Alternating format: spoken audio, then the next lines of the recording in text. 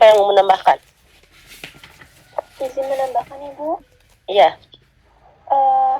Untuk yang normalnya ini, itu tuh kalau misalnya yang normal itu yang terjadi di 24 jam pertama. Nah, kalau misalnya yang normalnya itu di 2-3 hari itu masih bisa tergolong normal. Kalau dari awal itu enggak.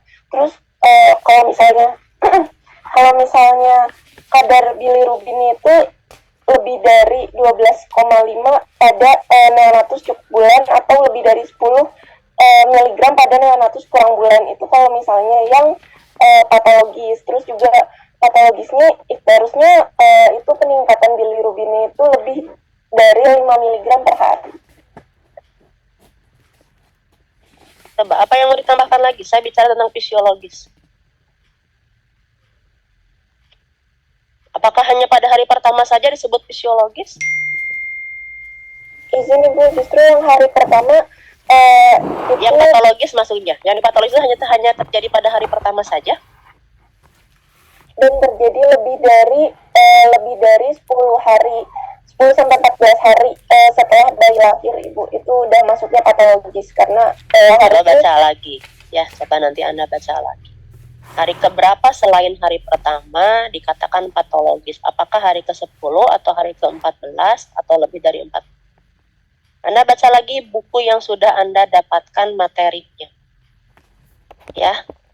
Jadi jangan sampai kita membuat diagnosis tidak tepat. Apalagi tadi ada grade 4 itu masih normal, itu harus hati-hati. Ya, Anda kan belajar tentang Kramer. Ya, dari Kramer itu kan kita sebetulnya seorang bidan itu sebelum dia mampu melakukan asuhan kebidanan atau melakukan pemeriksaan terkait dengan laboratorium, ya kita bisa melihat dari gejala yang kita lihat dari si Kramer.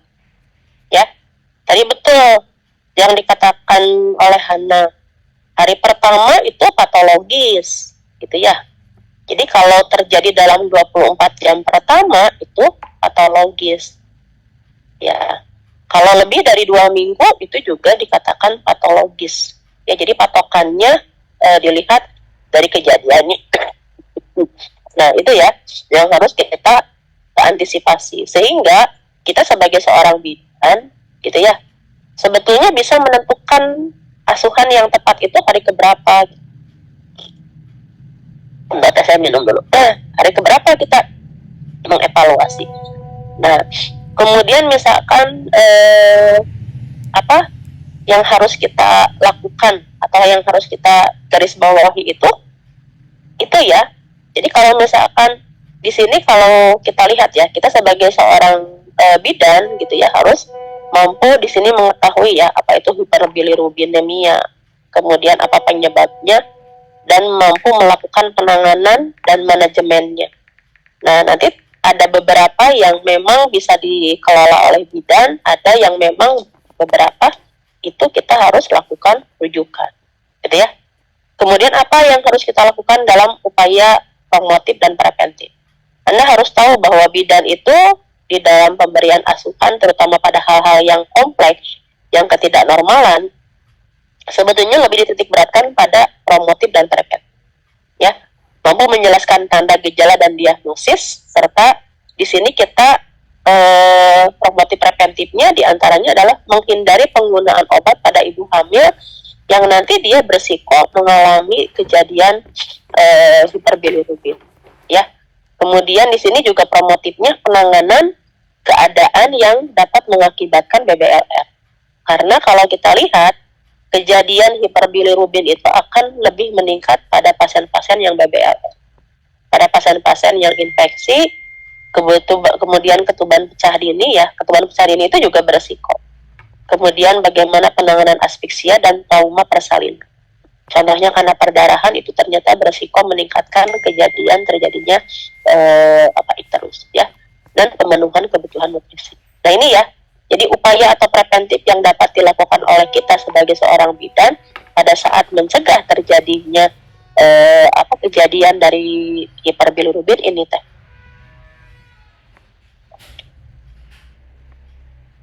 Nah, itu ya. Kalau kita lihat, tadi Teteh melihat Ya, bahwa 60% dari neonatus itu seringkali mengalami ikterus. Nah, makanya kita harus memastikan tadi mana ikterus yang normal, mana ikterus yang tidak normal. Karena ikterus itu ada yang dalam kategori normal. Bahkan tadi disampaikan ini 60%. Ternyata pasien itu dia kebanyakan mengalami ikterus. Ya, dari 60% itu memang sebagian besar dia masih fisiologi. Gitu ya. Dan kalau kita lihat ya, ikterus yang nyata atau yang dapat terlihat dengan mata secara jelas itu apabila bilirubin serumnya itu lebih dari 5 mg per dl. Ya. Jadi kalau dia kuningnya seperti ini teh, itu sudah 5 mg per dl. Nah, itu akan kelihatan nyata. Ya. Jadi nanti bertahap. Yang pertama itu adalah kenanya muka dulu. Kemudian ke leher, ke dada, dia kemudian ke lengan. Terakhir itu adalah ke ekstremitas. Ya, ke ujung-ujung dari kaki dan sebagainya. Ya, nanti kita lihat secara keramat. Nah, kita harus mendeteksi ini ya. Ini contoh, ini bayi yang mengalami ikterus. Ikterusnya dia sudah seluruh tubuh. Ini mungkin sudah grade 5. Ya, grade 5 itu nanti sebanding dengan berapa persen nanti kita lihat. Nah, kenapa kita harus mengkhawatirkan bahwa bayi itu mengalami ikterus? Ya, jadi kalau kita lihat pertambahan bilirubin itu sebetulnya terjadi karena bilirubin encephalopathy. Terutama ini ya, kalau peningkatan bilirubin yang berlebihan pada neonatus yang paling kita khawatirkan ini tuh, bilirubin encephalopathy. Jadi bilirubinnya dia sudah mencapai ke otak. Ya, disebut juga atau misalkan kern ikterus. Jadi ini sebetulnya yang paling dikhawatirkan. Ya, kalau terjadinya ikterus. Karena kalau dia sudah masuk ke dalam otak, itu jarang sekali dapat tertolong. Ya, dan penanganannya ini tentu akan lebih berat. Nah, kalau kita lihat pasien yang mengalami bilirubin tadi, selain peningkatan bilirubin ya teh ya, selain dilihat dari peningkatan kadar bilirubin, kita bisa melihat dari gejala klinis teh, letargi, ya, kemudian hipotoni, jadi pasiennya itu lemes, ya, refleks isapnya dia buruk, ya, dia mengalami seperti itu.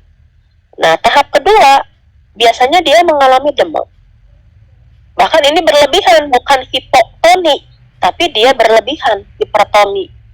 Jadi pada saat misalkan ada bayi yang ikterus, dia hipotoni, itu lebih cenderung dia dalam kategori ringan. Tapi kalau dia sudah hiper berlebihan, ya bahkan bisa menyebabkan epistotonus. Jadi epistotonus itu terjadi kekejangan ya, ketegangan pada daerah leher bayi. Nah, tahap ketiga nanti kondisi terlihat membaik. Padahal dia sudah dalam kondisi misalkan tidak normal. Nah, yang menjadi sepele atau gejala sisa, biasanya mereka mengalami kehilangan pendengaran. Ya, kenapa? Karena dia sudah masuk ke dalam otak. Ya, bentar teh. Sebentar teh. Ini ada gue cek konfirmasi.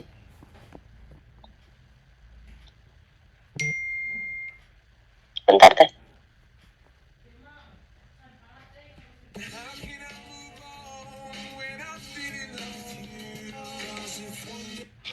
Izin ya teh, jadi besok konfirmasi Dokter Julfikar masuknya jam 8.30 ya.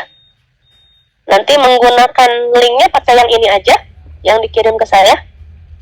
Iya, izin Ibu, betul. Ini. Ya, ya baik. Berarti Dokter Julfikar besok jam 8.30 ya teh ya. Nanti saya ini kan, saya kasih linknya dulu, khawatir saya lupa.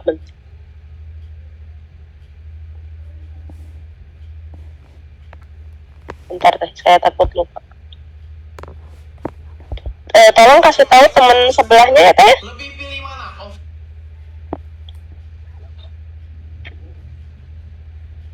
Overdress atau underdress? Karena kalau ada acara ya. Ya baik, kita lanjut. Jadi kalau sequelae itu gejala sisa. Jadi gejala sisa itu ada yang misalkan pasien dia sudah sembuh, tapi dia menimbulkan gejala-gejala sisa, gejala yang timbul yang diakibatkan dari kondisi ikterus. Ya, apalagi dia kalau sudah masuk ke kren ikterus, itu bisa kehilangan pendengaran, mengalami cerebral palsy, dan mengalami abnormalitas daya pandang. Nah ini ya yang paling berbahaya. Jadi kalau kita sebagai seorang bidan, kita harus mampu mendeteksi dari awal. Nah ini ya, kalau kita lihat, kalau kita lihat neuropatologinya, ini terjadi pewarnaan kuning dan nekrosis pada neuronal. Jadi ganglion basal, di sini ada globus pallidus dan nukleus subtalamik, ya. Jadi nukleus inti sel dari subtalamik, ya. Talamus itu dia sampai ke situ. Kemudian nukleus saraf kranial di sini akan menyebabkan vestibulo-okler, ya, okulomotrik. Nah ini yang berhubungan dengan daya lihat, ya, dan menyebabkan nukleus cerebral. Nah ini ya, jadi ini gambaran otak yang mengalami dia kren ikterus atau mengalami kekuningan pada daerah otak. Nah, seperti ini. Jadi kalau kita lihat, sebentar.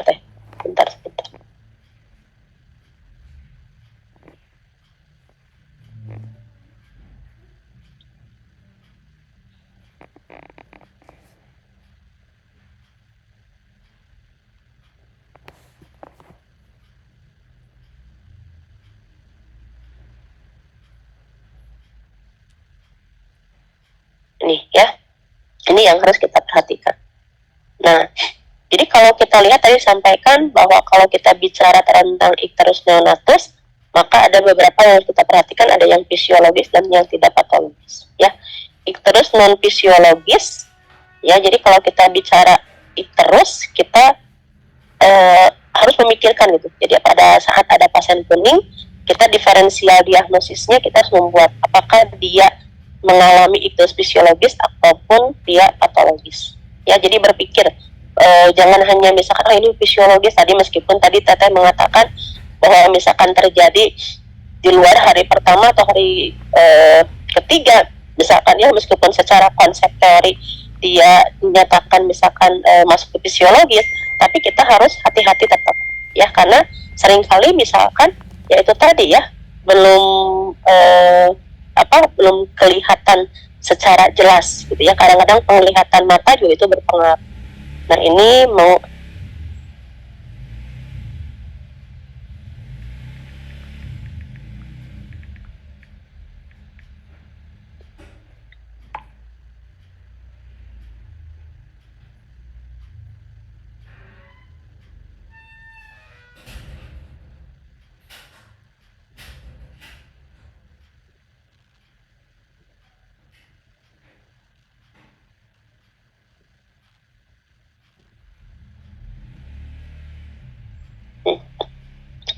jadi ini metabolisme bilirubin, ya.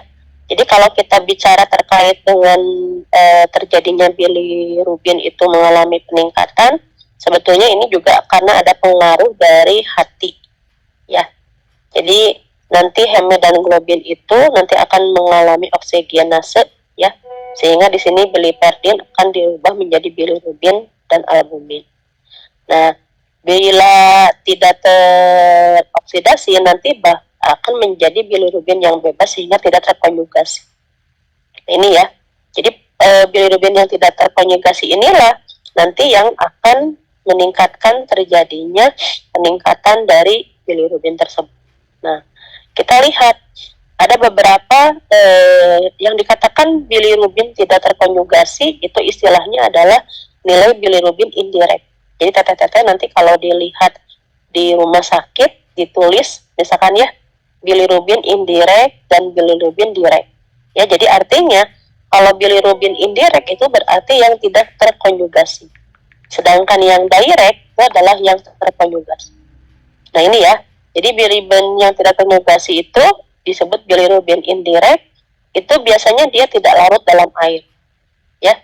Dan berikatan dengan albumin. Tadi disampaikan bahwa itu berhubungan dengan protein untuk transportasi. Kemudian ini komponen bebas larut dalam lemak dan ini bersifat toksik untuk otak. Jadi yang berbahaya itu adalah yang tidak terkonjugasi ini. Jadi kalau kita bicara nilai indirect dan indirect, itu ya yang paling berbahaya ini adalah yang indirect, yang tidak terkonjugasi.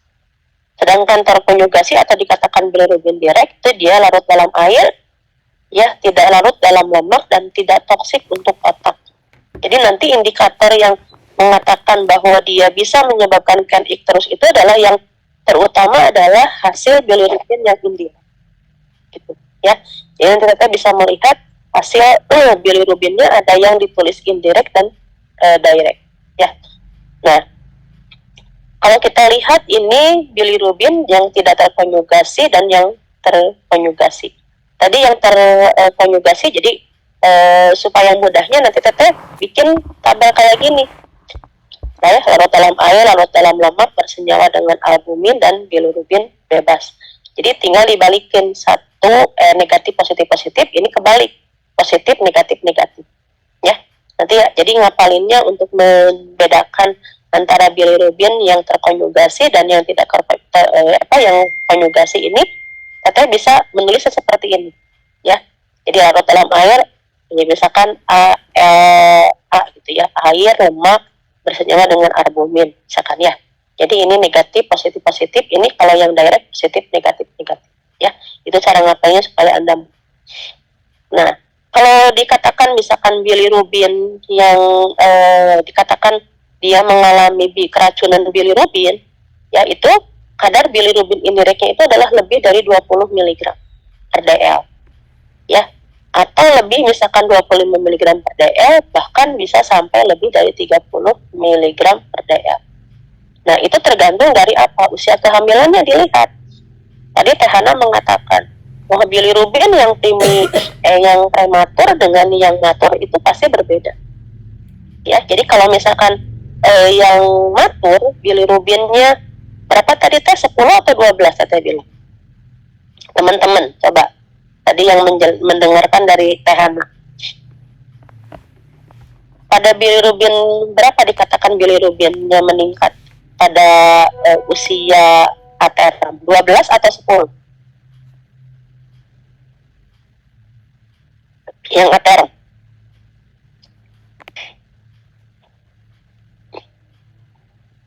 Halo, temennya ngomong, Anda nggak perhatiin ya? Iya, 10 Ibu. Teh Hana, betul nggak 10?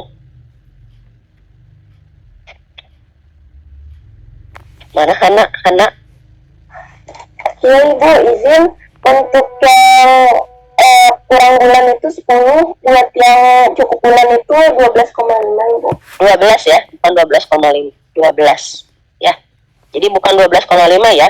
Itu hasil dari ikatan dokter itu dikatakan 12. Nah, jadi kalau begitu usianya bilirubin itu lebih rendah yang ateram atau yang matur? Yang prematur. Lebih rendah yang prematur Ibu. Paham, Teh? Ya. Jadi kalau yang prematur, kita lihat, ya. Jadi yang harus kita garis bawahi bahwa ya kadar hiperbilirubin itu dipengaruhi oleh usia kehamilan. Kemudian juga terjadi atau dipengaruhi oleh hemolisis juga. Ya. Nah, kalau kita lihat morbiditas lain, ya, akibat dari hiperbilirubin itu adalah hipoksia, hipoglikemi, asidosis, dan sepsis.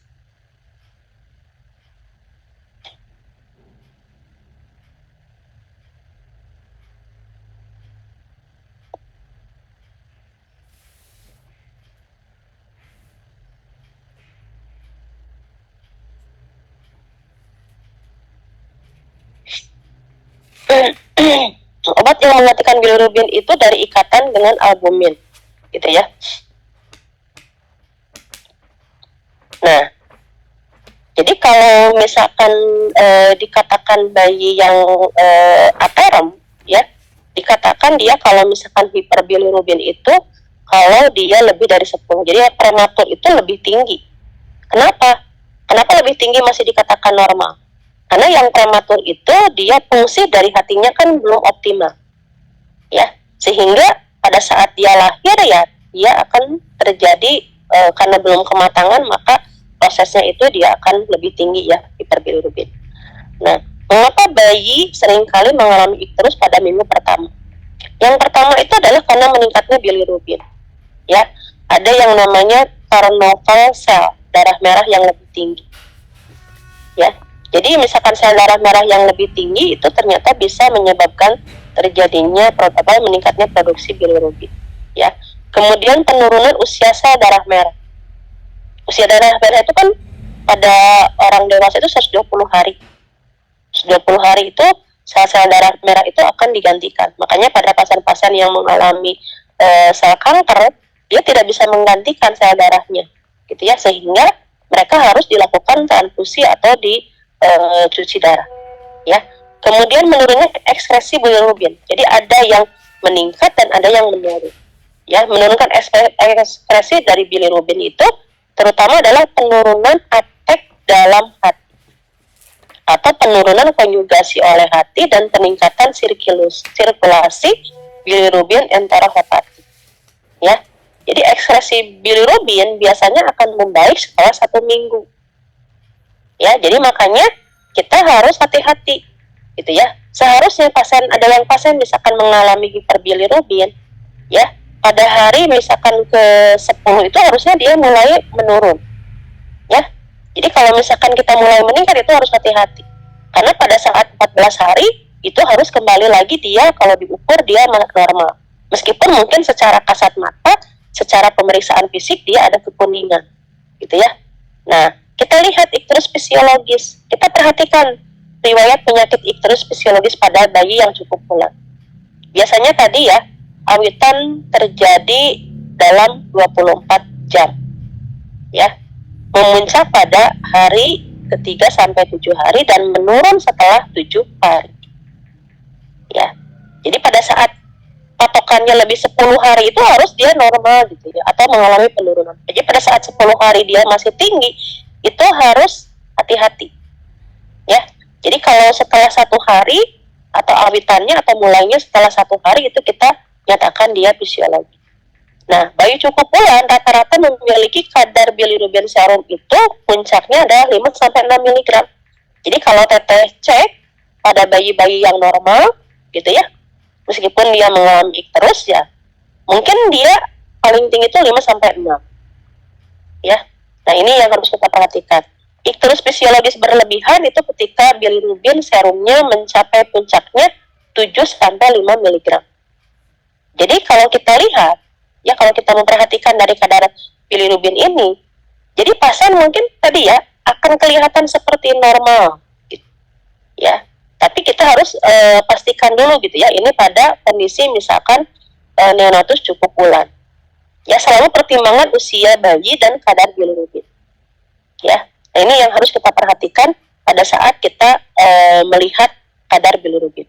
Nah, ini kalau kita lihat peningkatan bilirubin, ya. Jadi pada hari pertama dia masih menurun. Nah, ini fisiologis ya teh ya. Jadi misalkan pada hari ke-3, hari ke-2 itu mungkin mulai kuning ya teh. Hari ke-3 itu biasanya akan lebih jelas. Ya, dan dia itu harus menurun pada hari ke-7. Maksimal misalkan hari ke-10 itu dia sudah mulai penurunan. Jadi hati-hati. Kalau pada hari ke-10 dia masih kuning aja gitu ya, atau masih tetap tidak menurun, nah itu harus hati-hati. Kita pikirkan kemungkinan dia hiperbilirubin patologis. Ya. Nah, kadar bilirubin tadi ya berdasarkan waktu. Jadi kita lihat kadar bilirubin sebesar 10 mg per dl pada usia 72 jam. Ya, pada bayi cukup bulan mungkin itu merupakan kadar bilirubin fisiologis. Jadi 10 misalkan pada hari ke-3, misalkan teteh nih melihat ini bayi kok kuning. Kemudian teteh cek misalkan ke lab gitu ya. Pada hari ke-72 hari itu atau hari ke-3. Nah, itu kadarnya misalkan masih 10 mg, itu masih dalam batas normal ya. Kalau lebih, nah itu perlu dipikirkan. Kadar bilirubin 10 mg DL pada usia 10 jam bukan kadar yang fisiologis ya, beda kan? Kalau 10 jam dia misalkan mengalami peningkatan sampai 10, nah gitu. Ya, jadi kita perlu memikirkan juga. Jadi biasanya 10 itu kan ambang gitu ya, ambang yang fisiologis, yang patologis. Tapi kalau hari ke-72 hari atau ketiga, itu kita kategorikan misalkan dia masih dalam penyesuaian gitu ya. Nah biasanya di rumah sakit juga kalau dilakukan terapi disinar, itu biasanya kalau 10 tidak perlu disinar dulu biasanya ya. Tapi kalau misalkan ada pasien pada 1 jam atau 10 jam atau hari pertama dia sudah 10, itu berarti dia menunjukkan keadaan tidak normal. Tadi kan pada puncak-puncaknya sebetulnya kadar bilirubin itu paling sampai 6 mg per DL gitu ya pada bayi normal. Nah kita lihat juga riwayat penyakit dan ikterus fisiologis ya. Nah pada bayi prematur biasanya awitannya terjadi lebih dini. Tadi ya, karena bayi prematur organ tubuhnya dia belum optimal, mampu misalkan memproduksi atau fungsinya belum optimal ya, biasanya awitannya lebih terjadi lebih dini, tapi puncaknya lebih lambat ya. Kadar puncaknya itu akan lebih tinggi, jadi dia akan signifikan sekali. Memang lambat, tapi pada saat terjadi itu kadarnya tinggi, memerlukan lebih banyak waktu untuk menghilang kalau yang prematur gitu ya. Kenapa? Karena berhubungan dengan organnya yang belum optimal. Kadar seperti apa yang dianggap seperti fisiologis? Nah ini ya, jadi kalau kita lihat perbandingan antara kadar bilirubin pada bayi prematur dan bayi matur ya. Ini pada bayi prematur ya, jadi dia dia akan terjadinya nih ya, pada hari pertama dia agak sedikit meningkat. Jadi kalau bayi prematur itu memang sedikit meningkat, makanya pada bayi prematur dikatakan dia mengalami hiperbilirubin itu kalau dia mencapai 12 ya, karena dia berhubungan dengan fungsi tubuh ya. Ini hari pertama dia mengalami peningkatan. Nah pada hari ketiga dia meningkatan, tapi dia akan melambat peningkatannya, beda dengan yang bayi matur. Dia hari ketiga, hari keempat dia mengalami peningkatan, tapi pada bayi yang prematur meningkatnya itu dia akan lambat. Misalkan hari ke-6, hari ke-7 dia baru melambat ya. Tapi pada saat misalkan dia pada hari ke-7 dia melambat, tapi nilai kadar bilirubinnya pasti lebih tinggi dari yang normal ya. Jadi Anda pastikan dulu kalau ada pasien bayi yang mengalami ikterus, dia kategorinya bayi normal atau tidak normal ya. Kalau bayi normal ini harus diperhatikan. Ini Anda sebagai guidance ya, kalau perlu nanti Anda sebagai seorang bidan itu dibikin grafik, kalau perlu Anda tulis keterangan di bawahnya seperti apa ya. Kenapa? Bahkan kalau perlu nanti Anda di sampingnya ada gambar misalkan apa yang si Kramer itu ya, karena bidan tentu di daerah atau di tempat Anda mungkin tidak ada pemeriksaan bilirubin darah ya. Nah bagaimana sekarang hiperbilirubin yang fisiologis dengan yang patologis? Jadi kalau kita lihat gambaran seperti ini yang fisiologis ya. Jadi kalau yang patologis ya, ini yang fisiologis seperti ini ya. Jadi fisiologis itu dia pada meningkatnya ya, pada hari ketiga, hari keempat dia mengalami peningkatan, hari ketujuh dia mulai menurun. Nah tapi yang patologis, dia hari pertama saja dia misalkan sudah 6 ya, nilainya sudah 6, bayi baru lahir aja sudah nilainya 6. Itu harus hati-hati ya. Dia akan karena tadi disampaikan ya, 5 mg per DL itu bayi sudah melihatkan kelihatan warna merah, warna kuning. Jadi secara kasat mata kalau dia sudah kuning itu sudah kemungkinan dia sudah mencapai 5. Makanya nanti Anda lihat kalau mukanya kuning itu nilainya kan 5 gram per DL ya, dengan yang krem. Nah dia tapi terus meningkat deh ya. Jadi Anda jangan kira kalau misalkan pada saat hari pertama langsung misalkan dia nilainya sekian gitu, ya bayi baru lahir misalkan. Hari kedua dia mulai meningkat. Hari mungkin 24 jam, setelah 24 jam pertama dia meningkat. Ya. Dan hari kedua atau ketiga itu dia sampai mencapai 18. Nah, ini ya. Ini yang dikatakan dengan yang patologis. Jadi Anda meskipun bayi baru lahir misalkan dia pada saat bayi baru lahir sudah kuning tapi dinilai ya bilirubinnya masih 6, teteh jangan berpikir itu fisiologis ya. Tetap aja kalau misalkan hari pertama dia kuning meskipun belum misalkan pada bayi ataran belum mencapai 10, tetapi itu harus warning pada saat bayi baru lahir. Ya, biasanya dia akan meningkat cepat. Ya. 5 mg per hari itu dia cepat tadi kata teman Anda. Nah, ini ya yang harus diperhatikan. Ikterus non fisiologis tadi ya, awitan terjadi sebelum 24 jam. Tingkat kenaikannya 0,5 mg per dl per jam. Per jam hitungan. Bukan lagi per hari. 0,5. Jadi kalau misalkan sehari itu ya kurang lebih 5 mg. Ya. Per hari atau 0,5. Jadi kalau teteh di rumah sakit melihat, biasanya kalau ada pasien yang didiagnosis dia dengan mengalami ikterus, biasanya ada pemeriksaan bilirubin serial. Jadi tiap berapa jam dia dicek. Ya. Nah, ini nilai tingkat cut off-nya ya kalau lebih dari 15 mg pada bayi cukup bulan ya, kemudian pada bayi yang prematur. Ya. Jadi kalau misalkan 10 biasanya tidak langsung diberikan terapi. Kalau sudah 15 biasanya mereka mau tidak mau itu harus dilakukan terapi. Ya. Nah, ikterus itu akan bertahan kalau non fisiologis itu lebih dari 8 hari. Makanya harus hati-hati teh. Ya. Jadi pada saat Anda misalkan tadi bayi yang matur juga khawatirnya kita tidak ngecek pada hari pertama, tidak karena kasat mata gitu ya, kadang-kadang kan bayi baru lahir itu siga rayan ya kalau kata barang Sunda, kadang koneng, kadang bedeng, kadang hidung gitu kan ya. Nah, itu harus hati-hati ya. Nah, kalau misalkan ikterus yang pada bayi yang normal pada 8 hari itu dia mengalami penurunan ya, sudah mengalami perbaikan. Makanya tadi kan dilihat pada hari ke-7 itu dia mulai menurun. Jadi kalau kita cek, jadi bagusnya pada bayi matur itu adalah pada hari ke-8. Makanya Anda kemarin mungkin UOKE mengajarkan ya pada hari ke-12 kita kunjungan misalkan kedua pada bayi neonatus atau pada kunjungan pada nifas. Kenapa? Karena ini faktor logikanya di sini. Ya.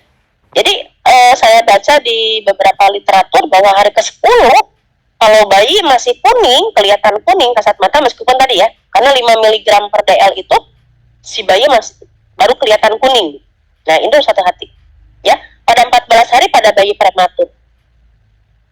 Ya, jadi ini dia akan mengalami ikterusnya pada hari ke-14 dan pada bayi cukup bulan 8 hari kan tadi sudah mengalami penurunan. Ya. Nah, itu yang harus kita perhatikan. Dan kita perhatikan juga karena penyakit lain. Nah, ini ya.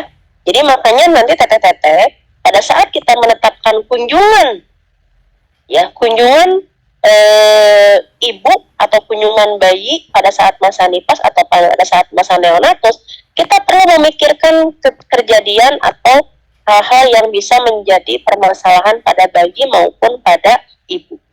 Ya. Kalau pada ibu kemarin sudah kita menjelaskan adanya involusi, adanya gangguan pada misalkan payudara, itu kan ya. Kan hanya 2 kan, menyusui dan ini. Sedangkan pada bayi kita harus memperhatikan juga keadaan-keadaan yang bisa menyebabkan terjadinya komplikasi. Nah, ini salah satunya ikterus. Makanya seyogianya pada saat kita kunjungan misalkan kedua, ya kita pikirkan gitu ya, kita mau melakukannya di hari keberapa. Ya. Nah, ini yang harus kita perhatikan. Penyebabnya karena apa? Ini penyebab yang sering ya teh ya. Ini karena hiperbilirubin fisiologis. Kemudian incompatibility golongan darah ABO. Ya, breast milk jaundice. Ya, ada incompatibility golongan darah resus, ada infeksi, ada hematomsepal, Jadi pasien-pasien yang mengalami perdarahan atau trauma yang menyebabkan perdarahan itu harus hati-hati, dia berisiko mengalami ya IDM atau infant of diabetic mothers. Jadi kalau ibunya yang mengalami DM itu hati-hati, dia berisiko mengalami polisitemia, prematur atau BBLR, aspiksia dan lain-lain. Ini yang sering. Makanya kita sebagai seorang bidan dapat memprediksi atau mencegah terjadinya icterus melihat dari faktor risiko. Ya, makanya tadi pasien yang mengalami IUFD, pecah ketuban itu hati-hati. Khawatirnya kan terjadi infeksi, karena kalau infeksi pada ibu bisa menyerang kepada ya. Nah ini yang jarang.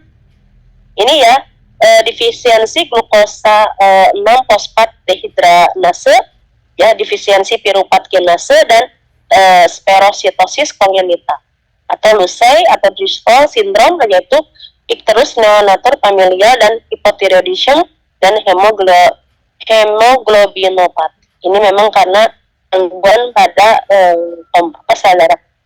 Jadi yang jarang, ya, yang jarang terjadi. Nah, apa yang menyebabkan tadi ya? Menyebabkan perdarahan atau berlebihannya bilirubin? Karena hematum dan ekstra seluler misalkan pada memar. Ya, itu harus hati-hati. Ketidaksesuaian golongan darah janin dengan ibu, misalkan ibu RH-nya negatif sedangkan bayi RH-nya positif. Itu harus hati-hati. Ya, ibu golongan darahnya O, bayi A atau B. Ya. Nah, itu bisa tadi incompatibility ABO. Ya. Kelainan sel darah merah intrinsik, kemudian defisiensi glukosa 6 PD ya. Kemudian di sini ada polisitemia. Jadi ini yang menyebabkan terjadinya produksi berlebihan. Maka hati-hati. Makanya salah satu misalkan terjadinya perdarahan pada bayi, makanya diberikan vitamin K. Jadi vitamin K itu selain mencegah terjadinya perdarahan juga sebagai pencegahan pada pasien yang berisiko mengalami gitu. Nah, sedangkan penyebab kurangnya sekresi ini bayi prematur. Kebalikan, kalau bayi prematur dia sekresinya akan berkurang. Ya, hipertiroid, bayi dari ibu penderita diabetes, ya. Kemudian defisiensi enzim konjugasi uridin disfosfat glucuronil dan fase herediter dan kelainan metabolisme lain. Ya, ini penyebab kurangnya sekresi. Ya, nah ini hiperbilirubin penyebab diskresi tetapi diabsorpsi kembali dari lambung atau saluran cerna. Misalkan, ya, penurunan atau terjadinya kurangnya asupan enteral, ya. Makanya pada bayi-bayi yang icterus disuruh memberikan susunya lebih cepat atau lebih banyak, lebih sering. Susuin lebih banyak, lebih sering. Gitu ya. Kemudian stenosis pilorik. Stenosis pilorik itu berarti pada pilorusnya, pada lambung. Ya, dia mengalami stenosis. Kemudian atresi atau stenosis usus. Ya, akibat dari atresi atau stenosis usus maka si bilirubinnya itu tidak terinikan dengan baik. Ileus meconium. Jadi ini ileus ya, jadi si saraf-sarafnya dia tidak bekerja dengan baik. Adanya sumbatan atau plug meconium dan ada penyakit Hisco. Nah, ini ya, ini yang menyebabkan terjadinya. Jadi kalau kita lihat, ini yang menyebabkan tidak terjadinya misalkan si bilirubin itu terdistribusikan dengan baik. Kalau penyakit Hisco itu kan kelainan pada ini ya teh ya. Jadi si peristaltik dari ususnya itu tidak ada persarapan, ganglion-ganglionnya itu tidak bergerak atau tidak mengalami kelainan Hisco. Nah, sedangkan gangguan obstruktif hiperbilirubin ya yang direct ini contohnya kolestasis. Jadi si empedunya memang dia mengalami kolestasis, yang empedu ya. Kemudian atresiasi biliaris. Jadi atresi, jadi biliarisnya dia tidak ada saluran, ya. Kista choledocus. Jadi ini yang gangguan obstruktif. Jadi obstruktif itu berarti ada sumbatan, ya. Ini biasanya bilirubin direktnya 2 mg per dl. Waktu timbulnya biasanya kita akan lebih cepat. kalau yang obstruksi.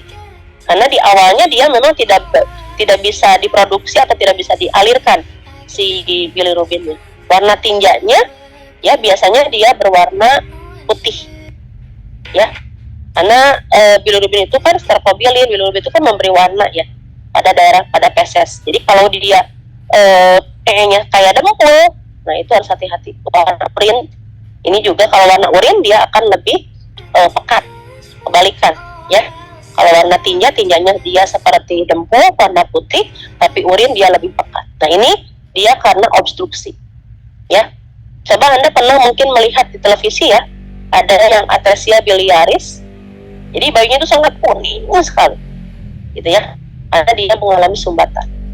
Nah ada juga hiperbilirubin itu yang menyebabnya campuran, gitu ya. Ini contohnya misalkan sepsis bakterialis, ya, itu sehingga akan menyebabkan terjadinya misalkan obstruksi dan sebagainya, infeksi intrauterus misalkan seperti TORCH dan aspiksi. Ya, diagnosisnya bagaimana cara mendiagnosis? Berarti kita cek dulu riwayat. Riwayatnya apa? Darah ibu, ya, golongan darah ibu, kemudian RH-nya ibu seperti apa, pemeriksaan fisik, pastikan usia kehamilannya dia berapa minggu, ya. Pemberian minumnya bagaimana? Ibu seringnya diberikan minum bayinya. Kita harus nanya. Oh jarang bu, hasilnya masih sedikit, gitu ya. Aktivitas atau pemberian minum, kemudian kadar ikterusnya, ya, dia pucat atau tidak, terjadi hepatomegali atau pembesaran pada hepat, atau dia ada trauma.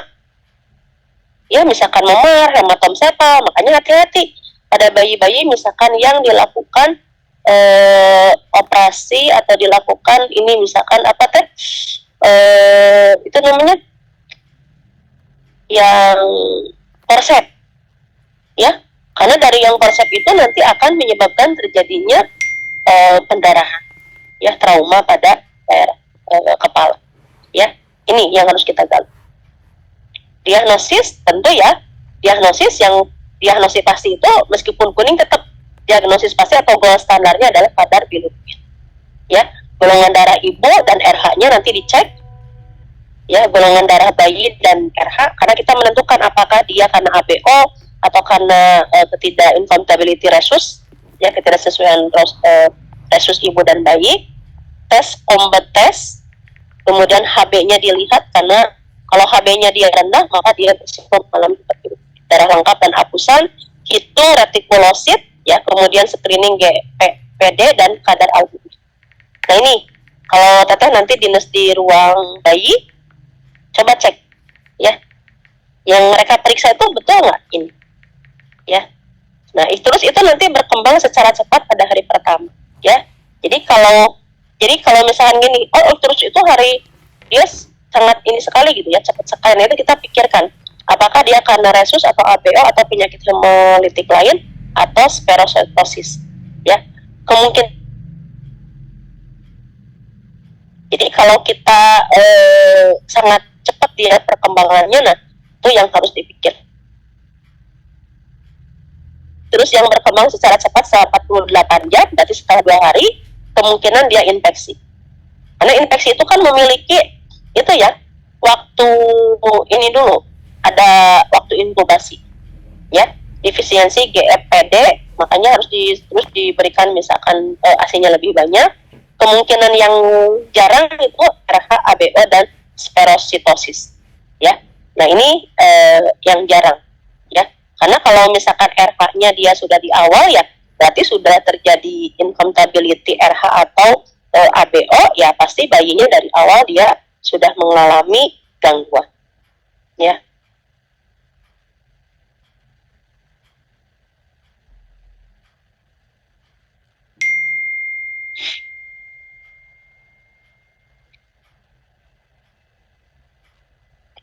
Nah, kalau sterositosis itu adalah ini ya, tanya kelainan dari sel darah merahnya, ya.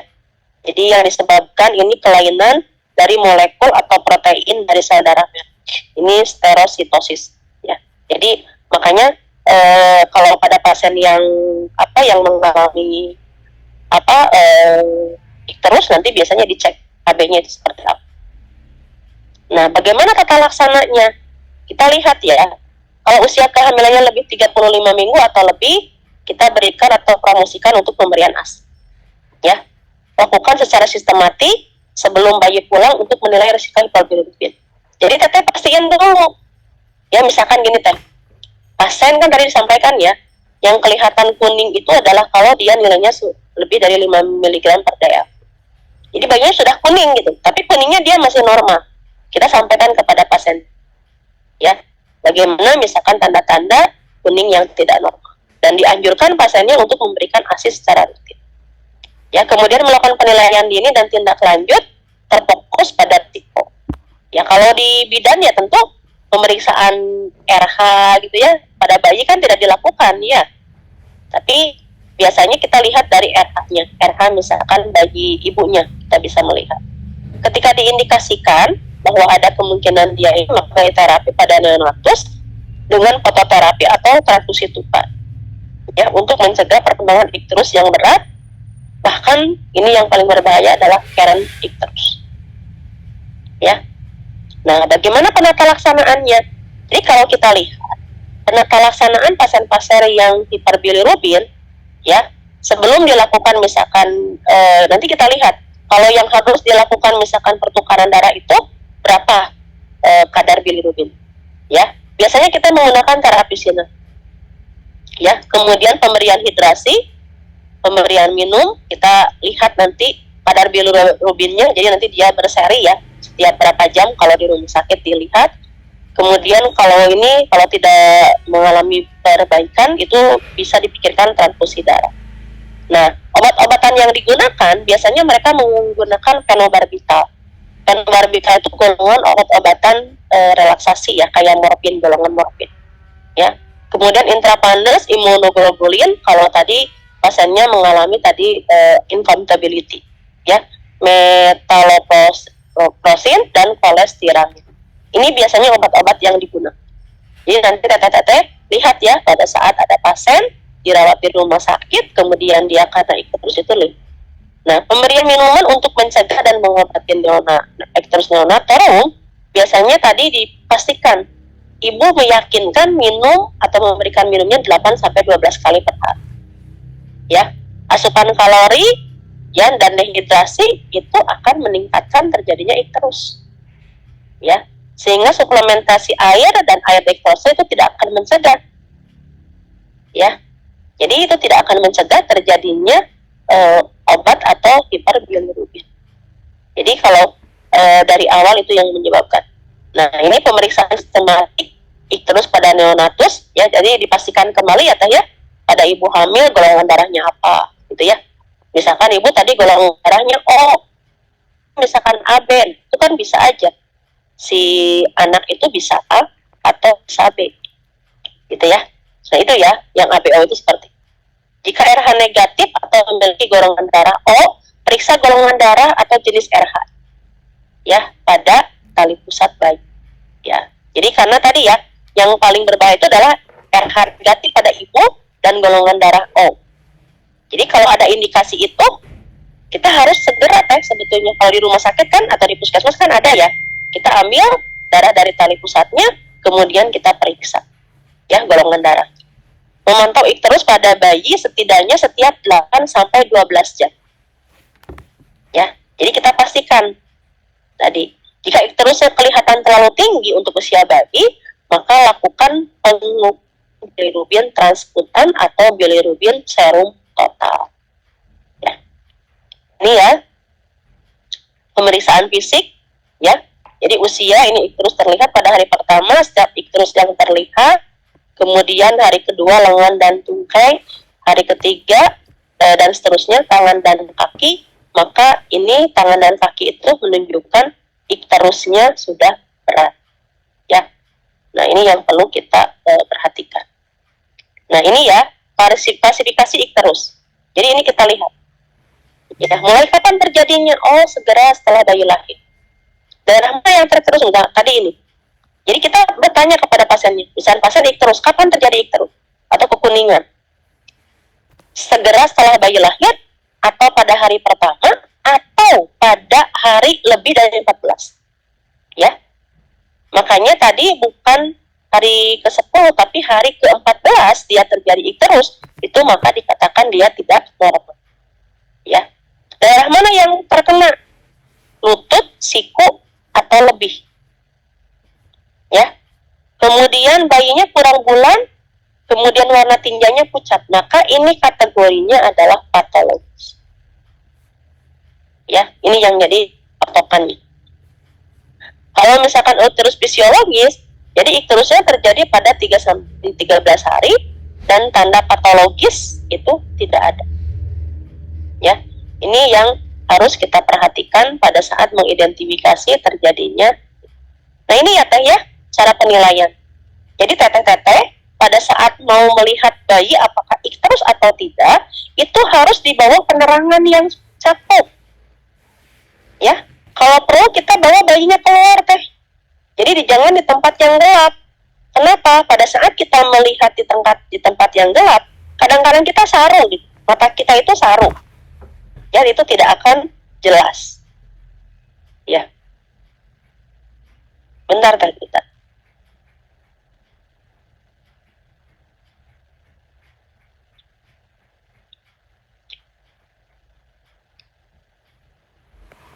Ini ya. Bentar tes, bentar. Saya mau konfirmasi dulu, maaf.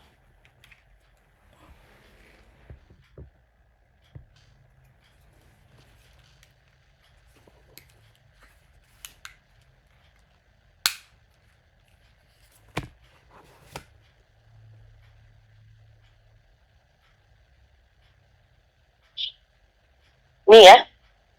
Nah ini ya, jadi kita lihat. Jadi teteh ditarik gitu teh.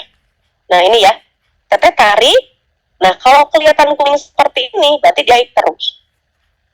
Ya, karena kita tidak bisa hanya melihat dari kuning begitu. Jadi kalau bayi itu kan kayak titik-titik warna hitam kayak gitu ya. Jadi kayak gitu. Jadi kita tekan dulu aja. Tapi ini tekannya di daerah apa? Bagusnya di daerah dada. Ya, atau kalau misalkan di daerah ini kita tekan gitu ya. Kalau di daerah misalkan terkenanya kuningnya di dada, kita tekan seperti itu. Ya. Laju sefalokaudal. Ini ya yang dikatakan laju sefalokaudal. Jadi kalau wajah itu 5 mg per dl, kalau dia di dada itu 10 mg. Ya. Jadi teteh hati-hati tadi mengatakan grade 4. Dia sudah perut itu masih normal. Itu hati-hati karena abdomen dan paha atas itu kurang lebih 15 mg per dl. Paham ya? Dan kalau di kaki itu seluruh tubuh lah, kata bahasa sederhananya itu masuk ke dalam 20 mg per dl. Itu ya, yang perlu digarisbawahi. Jadi kurang tepat. Tadi teteh mengatakan grade 4 itu masih normal, kurang tepat. Ya, karena pada saat abdomen dan paha atas dia sudah terkena, itu adalah 5. Jadi bahasa sederhananya, kalau dari kepala sampai ke dada, itu berarti masih normal. Itu aja catatannya. Ya, tapi kalau dia sudah nyampe ke perut, itu sudah tidak normal. Karena kalau kita cek, dia 15 mg per dl. Ya, ini. Coba saya khawatir, ini nanti bisa lihat. Bentar.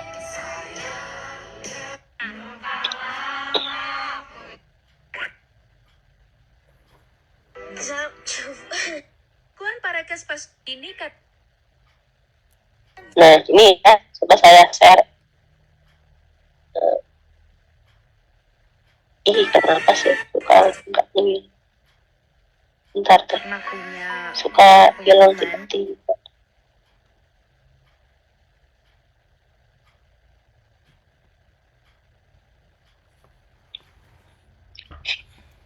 Ini ya yang harus kita pastikan.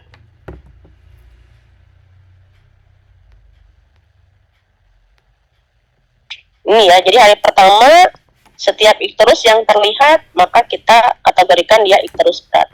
Pada hari kedua dia ikterusnya sudah sampai lengan dan kaki. Ya, kita maka dia kategorikan ikterus berat. Ya, pada hari ketiga dan seterusnya dia sampai tangan. Kalau ini kan tangan ya teh, ini tangan, ini ini tangan, ini kaki. Ya, nah jadi kalau dia berat itu dia sampai. Tapi kalau hari kedua lengan dan tungkai itu sudah kena, maka dia dikatakan sebagai berat. Paham? Kenapa? Karena tadi kan yang fisiologis itu terjadi pada hari kedua. Tapi tetap hati-hati.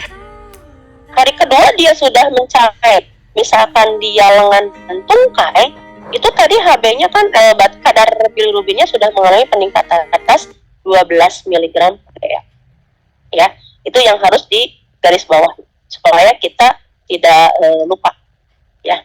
Jadi intinya, jadi kalau teteh ngelihat muka, dada masih kuning, itu masih dalam tanda kutip ya, kita fisiologis. Kita berikan pasiennya, ibu minum yang banyak, tapi kalau sudah ke perut, ke lengan, nah itu harus hati-hati. Ya. Ini ada bilirubinometer transfutan. Jadi ini dicek seperti pemeriksaan suhu. Ya. Nah, ini berguna sebagai alat penapisan. Kemudian pengukuran TCB-nya cukup akurat pada beberapa kasus. Ya, biasanya bayi besar dengan TSB-nya kurang dari 15 mg itu dapat terdeteksi. Tidak tergantung pada usia, ras, dan berat badan. Jadi kalau bilirubin meter itu ya usia mau ateram atau tidak ateram itu dia bisa digunakan. Ya, tidak akurat setelah fisioterapi, setelah fototerapi. Itu jadi kalau sudah fototerapi tidak bagus menggunakan bilirubinometer ini. Ya, ini mungkin kalau teteh punya duitnya gede banyak ya bolehlah beli ini ya bilirubinometer gitu ya. Tapi kan sebetulnya tidak terlalu bermanfaat ya, karena kan kita bisa menggunakan yang paling mudah lah, misalkan yang menggunakan sikram. Ini ya menilai faktor risiko tadi ya, kita pastikan dulu kesesuaian golongan darah dengan DAT positif, kemudian usia kehamilan 3536, pemberian ASI eksklusif, ibu dengan anak pertama, hematom bapak, ras Asia itu lebih banyak terjadinya ikterus. Kakaknya juga mengalami ikterus, itu harus hati-hati. Ikterus pada 24 jam pertama, ya ini hati-hati ya, misalkan, anak pertama saya ikterus, nah jangan-jangan dia mengalami resus, ya. Kadar bilirubin sebelum bayi pulang pada zona berisiko tinggi. Jadi kalau misalkan pasien di rumah sakit, misalkan masih ini nih diambang bilirubinnya antara normal dan tidak normal, biasanya dokter menyarankan dirawat dulu, ya diobservasi dulu. Nanti kalau sudah dalam keadaan baik baru boleh dipulangkan. Ini ya nomogram untuk penentuan resiko berdasarkan kadar bilirubin. Jadi ini yang bawah ini adalah Low Rice Zone.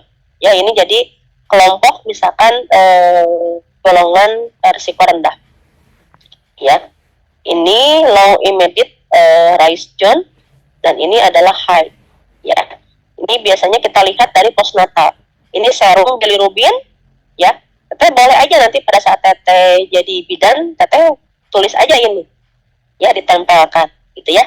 Dan Kramer ya, teteh jangan lupa Kramer. Jadi nanti biar kita memberikan kepada pasien itu enak. Ya, karena kalau saya lebih banyak mempelajari itu, ternyata dengan promosi itu akan semakin enak gitu kalau digambarkan di atas. Ada yang mau ditanyakan?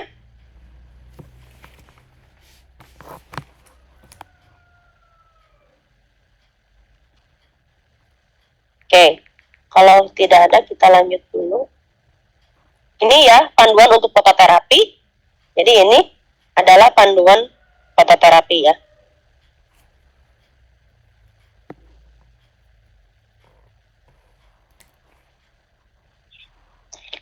Jadi ini kita lihat, ini adalah total serum ya, yang sebelah kiri ini adalah waktu kelahiran bayi ya.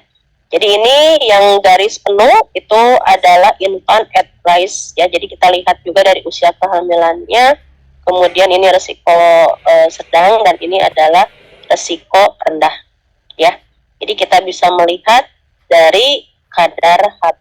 Jadi penggunaan total bilirubin ya beresiko ini adalah misalkan tadi ya ada imunohematolitic disease, ada GP2 G6PD signifikan dia mengalami letargi ya pasiennya, kemudian temperatur yang instability jadi turun naik, apalagi sepsis, asidosis atau albuminnya kurang dari 3%.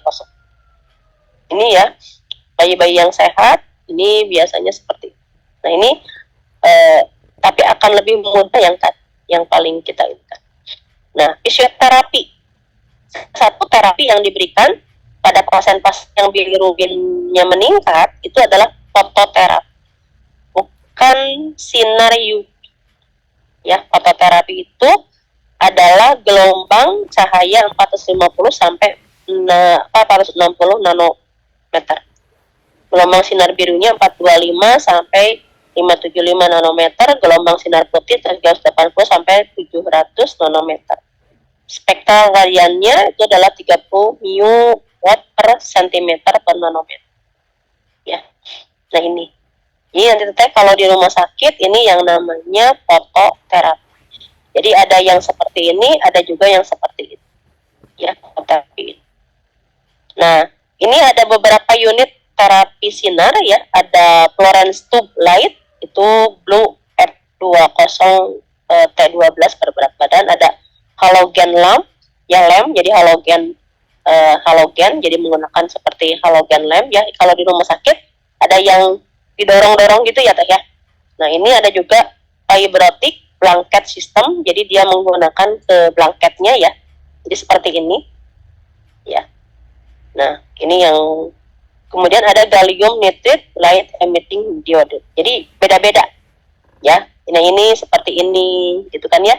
Jadi tapi kalau di rumah sakit itu yang banyaknya yang pakai ini ya, di rumah sakit jarang yang menggunakan blanket seperti ini ya. Nah, ini harus hati-hati ya. Nanti nah ini contohnya, ini yang biasanya di rumah sakit seperti ini ya, diatur ini. Ini ada yang seperti ini. Jadi kalau ini dia didorong-dorong, nanti pasiennya kalau ini kan menyatu ya dengan tempat tidurnya, tapi ada yang terpisah. Atau ada yang segini. Ini yang hologram tadi ya teh ya. Jadi dia didorong seperti ini. Nah, ini ada yang tadi dia disimpan di bawah di blanketnya. Ya, seperti ini. Fototerapi intensif, jadi sumber cahayanya itu adalah cahaya dari matahari ya. Ini cahaya alami siang hari, cahaya putih, cahaya biru, neon fluorensi biru huske, ada lampu ya, ada selimut serabut optik dan dioda yang memancarkan cahaya gallium nitrat. Ini mungkin yang kalau di kita mah ini ya, cahaya alami siang hari. Makanya bayi-bayi yang ini kenapa harus dijemur gitu ya. Nah, tapi kalau menggunakan misalkan tadi alat untuk fototerapi, nah ini kalau yang cahaya alami siang hari itu hanya untuk ini ya, pada pasien-pasien yang dia misalkan sudah kekuningan, jadi untuk mempercepat penyerapan kita dibantu dengan sinar. Tapi kalau sudah misalkan dia harus dilakukan terapi, nah ini harus diperhatikan jaraknya ya. Jadi cahaya fluoresen itu harus berada sedekat mungkin, kurang lebih 10 cm dari bayi. Sinar halogen, tapi hati-hati, sinar halogen ini bisa menyebabkan panas. Ya, ini nanti teteh kalau melihat di peri, bayi-bayi yang di fototerapi biasanya akan terjadi peningkatan suhu bahkan dehidrasi. Nah, itu harus diperhatikan ya. Jadi kita melihat, apalagi pada bayi-bayi kecil, biasanya bayi-bayi kecil itu ada extra padding, ya ada tambahan minum. Ya, kemudian daerah permukaan maksimal itu lepas semua pakaian. Jadi tidak boleh dilapisi. Jadi yang paling permukaan yang paling luas itu kan daerah permukaan badan bayi ya, kecuali popok. Ya, popok dapat juga dilepas, tapi tetap mata harus ditutup. Ya, kalau mata ditutup itu menggunakan karbon. Ya, biasanya di rumah sakit itu karbon yang dari kertas itu biasanya ditempelkan atau ada khusus, gitu ya. Nah, itu kenapa? Karena itu kan sinarnya akan mempengaruhi atau menyinari mata si pasien. Berkala versus kontinu. Jadi ada yang misalkan tulis terus-terusan di fototerapi, ada yang misalkan digantian per berapa jam. Ya. Kemudian hidrasi ini perlu diperhatikan ya, pemberian minuman. Kemudian komplikasi dari fototerapi tadi ya, karena ibunya dipisahkan dari bayi, maka ada bondingnya itu kurang baik. Ya, peningkatan insibiliter water loss, jadi kehilangan cairan, dan di sini juga bayi dengan icterus kolestatik itu atau Brown's baby syndrome, ya. Jadi bayi yang di kolestatik. Nah, penurunan bilirubin serum bagaimana yang dapat diharapkan terjadi pada fototerapi? Jadi kalau kita lihat pada pasien-pasien yang diberikan fototerapi, maka harapannya akan terjadi penurunan. Tapi tergantung gitu ya efektivitas dari fototerapi dan penyebabnya itu karena apa. Ya, dengan fototerapi intensif biasanya akan terjadi penurunan 0,5 sampai 1 mg per dl per jam. Ya, pada 4 dan sampai 8 jam pertama. Jadi biasanya di rumah sakit itu dicek. Ya, memang tidak setiap jam dicek bilirubinnya. Biasanya mereka setiap shift dicek. Ya. Kemudian nanti akan menjadi melambat. Dengan fototerapi standar itu penurunan diharapkan adalah 6% sampai 20% dari kadar bilirubin awal pada saat pasien itu mengalami hiperbilirubin. Ya. Kapan dihentikan? Ya, itu tergantung pada usia bayinya. Kemudian penyebab hiperbilirubinnya seperti apa, ya. Kalau misalkan hiperbilirubinnya karena biliaris, ya itu pasti tentu tidak akan ini ya. Jadi fototerapi itu hanya untuk membantu, tetapi tidak bisa dijadikan sebagai indikator keberhasilan. Karena kalau biliaris berarti karena organ tubuhnya yang rusak. Ini ya, penghentian terapi sinar pada bayi cukup bulan, bilirubinnya kurang atau sama dengan 12. Ya, makanya kalau sakit, ya sebenarnya di rumah sakit itu pasien diberikan ini harus diberikan terapi sinar kalau sebetulnya kalau kadar bilirubinnya lebih dari 13. Jadi kalau kemarin ponakan saya dia bilirubinnya misalnya 12 gitu ya, ya kita lihat situasi gitu ya. Kalau 13 itu wajib sebetulnya. Kalau 12 ya sebenarnya dalam ini ya, asal dia minumnya bagus dan sebagainya. Gitu ya. Nah itu perlu diperhatikan juga gitu ya. Nah, bayi kurang bulan bilirubinnya kurang atau sama dengan 10 mg per dl. Ya. Atau bila timbul efek samping. Misalkan efek sampingnya seperti apa? Dehidrasi. Ya. Bahkan pasiennya kan itu di ini ya, di sinar. Bahkan ada berlebihan, misalkan dia bisa diare dan sebagainya. Nah itu harus hati-hati. Ya, jadi ini yang menjadi kapan diberhentikan pemberian sinar. Efek samping tadi disampaikan enteritis, ya, jadi cirinya dia kemudian hipertermia, berlebihan suhunya, dehidrasi, kelainan kulit. Hati-hati kulitnya bisa terbakar jadi hitam gitu ya. Gangguan minum, ya pasiennya biasanya minumnya nggak mau gitu. Ya, Brown's baby syndrome, kemudian kerusakan pada retina. Jadi itu ya yang perlu diperhatikan. Jadi makanya wajib seolah-olah tidak ini ya, padahal itu ternyata penting untuk menutup mata pada bayi yang dilakukan fisioterapi. Ini ya penanganan terus berdasarkan kadar serum. Jadi kalau terapi sinar ini bayi sehat hari pertama setiap terus yang terlihat sebetulnya pada hari pertama itu sebaiknya diberikan transfusi terapi sinar. Ya, hari kedua ini bayi sehat 15 ya 18 20. Jadi ini ya faktor risiko 13 16 17. Jadi ini yang menjadi patokan. Ya, jadi sebetulnya kalau nilainya 12 ya asal perawatan baik ya. Ini pengalaman saya ya. Ponakan saya dia di rumah sakit gitu ya. Penurunannya itu ini sekali gitu. Lambat sekali gitu ya. Jadi kalau itu tergantung dokternya juga ya Teh ya. Misalkan itu harus di fototerapi itu sampai saya pulang paksa gitu ya. Kenapa? Karena tidak berdampak gitu kan. Kita tahu teori gitu ya. Kalau misalkan faktor risiko dan bayi sehat itu adalah 15 mg. Faktor bayi risiko itu seperti apa? Bayinya misalkan tadi ada trauma, itu kan faktor risiko ya. Tadi kan Teteh sudah menjelaskan faktor risiko itu seperti apa. Ya ini sebetulnya pegangan dari, tapi dalam pelaksanaannya Teteh nanti beda-beda setiap dokternya Teh. Ya, jadi kita harus memahami itu. Ya, jadi tapi kita paham. Ini adalah menurut American Pediatric ya, nggak tahu nih yang terbaru kalau nggak salah masih seperti itu. Tapi kalau transfusi darah, nah ini ya, pada hari pertama dia sudah menunjukkan 15 ya miligram per dl itu di transfusi darah. Hari kedua 25, hari ketiga 30, hari keempat 30. Jadi intinya kalau diberikan transfusi darah pada hari pertama sudah 15 itu langsung transfusi darah. Kenapa? Ya, karena kalau misalkan transfusi tukar, exchange transfusion, kalau tidak dilakukan, tadi bisa menyebabkan current icters. Itu yang paling berbahaya. Ini ya, transfusi tukar itu seperti ini. Jadi nanti ada yang satu ditarik, ini yang satu dimasukin. Ya, ini melalui pena umbilikal. Ini kelihatan bayinya kuning sekali. Ini sekaligus juga dilakukan ini ya, di sinar ya tadi ya. Jadi itu biasanya double. Ya di sinar ya juga di transfusi exchange. Ya, nah ini paling berbahaya kalau sudah mengalami transfusi exchange itu tadi ya. Karena kalau dibiarkan nanti si darahnya itu kan banyak bilirubinnya tadi. Jadi itu membahayakan bagi bayi. Ya, ini transfusi ini jadi partial red blood cell RBC nanti itu dimasukkan, kemudian nanti produksi sisanya kita keluarkan. Ya, ini. Oke, demikian penjelasan saya. Monggo teteh-teteh ada yang mau ditanyakan?